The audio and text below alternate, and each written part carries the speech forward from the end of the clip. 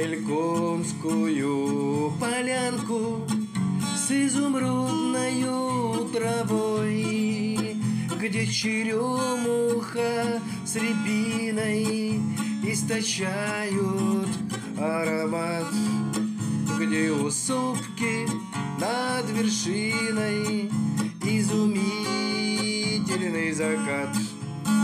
За Алданом рекой сопка есть высока, там и спуск есть крутой под названием Щека. Мы на санках зимой проносились стрелой на горе по щеке и в сугроб головой. Мы ходили в поход с рюкзаком за спиной, где умелый народ, потому что лесной, где шалаш из лап ели. Мы в круг у костра под гитару мы пели всю ночь до утра.